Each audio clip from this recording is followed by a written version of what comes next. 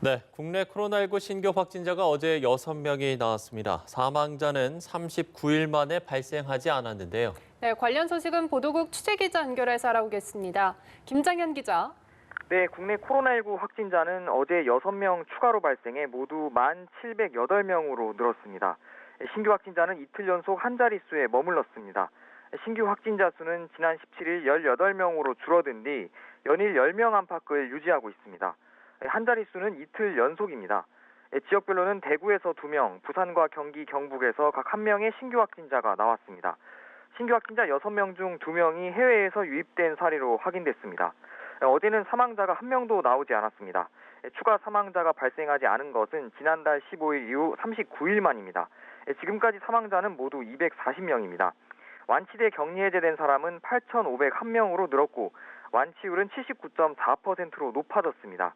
격리 치료를 받는 환자는 1,967명으로 2,000명 이하로 줄었고 검사 중인 의심 환자도 9,600명으로 10,000명 이하로 감소했습니다. 네, 정부가 생활방역 체계 전환에 대비해서 일상생활 속의 거리두기 세부 지침 초안을 공개했죠. 네, 정부가 사회적 거리두기를 생활방역 체계로 전환할 경우 일상생활에서 지켜야 하는 생활 속 거리두기 지침 초안을 발표했습니다. 우선 일상생활에서 필수적인 분야를 중심으로 지침을 공개하고 앞으로 추가해 나간다는 계획인데요. 오늘 공개된 세부 지침은 크게 업무와 일상생활, 여가활동 등 3가지 분야로 나뉩니다. 세부 목적에 따라 이동과 식사, 공부, 쇼핑, 종교생활, 여행 등 9개 분야로 분류했습니다. 시설별로는 사무실, 대중교통, 음식점, 공연장 등 31개의 소분류로 구성됐습니다. 예를 들어 근로자가 발열이나 호흡기 증상이 있다면 병가나 휴가를 쓰고 출근하지 않아야 하며 근무 중이라도 의심 증상이 나타나면 퇴근해야 합니다. 직장 내에서 근무할 때 사람 간 간격은 1m 이상 유지하고 사업주는 방역 담당자를 지정해 사무실을 환기 소독해야 합니다.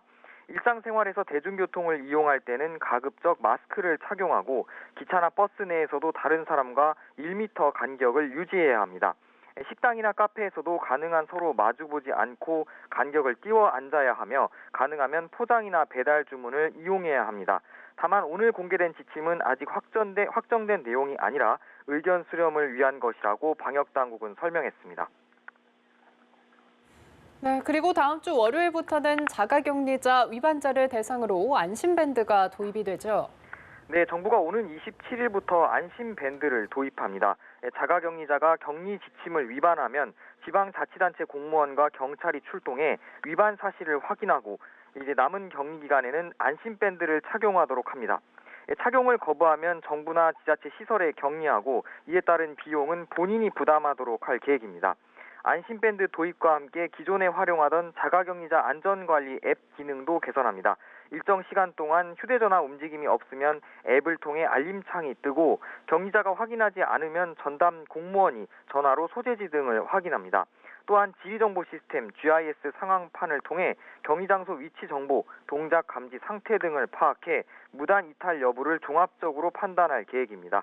지금까지 보도국에서 전해드렸습니다.